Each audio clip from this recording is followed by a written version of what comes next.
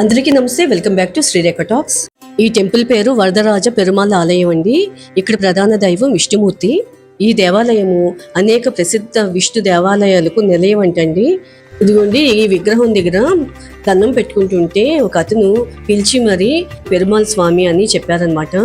అంటే విష్ణుమూర్తి అనమాట. ఈ సెంటర్ లో ఉన్న విగ్రహంకి కింద చూసారా, వంగినట్టు ఉన్న ఒక బొమ్మ ఉంది కదా, అది గరుత్మంతుడా హనుమంతుడా అనేది నాకు అర్థం కాలేదండి. మీలో ఎవరికైనా తెలిస్తే కనుక కామెంట్ లో తెలియచేయండి.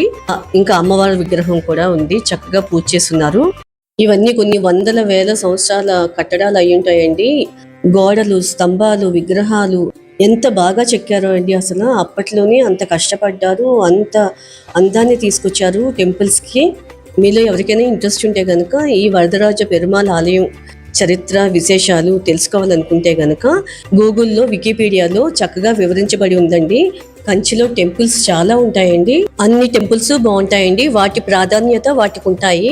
మెయిన్ గా ఏకాంబరేశ్వర స్వామి టెంపుల్, కామాక్షి అమ్మవారు, పెరుమాళ స్వామి టెంపుల్ అండి. మరి ఈ వీడియో నచ్చితే కనుక లైక్ చేసి మీ బంధువులకి, ఫ్రెండ్స్ కి షేర్ చేయండి. ఇంకా సబ్స్క్రైబ్ చేసుకునే వాళ్ళు ఎవరైనా ఉంటే సబ్స్క్రైబ్ చేసుకుని సపోర్ట్ చేయండి.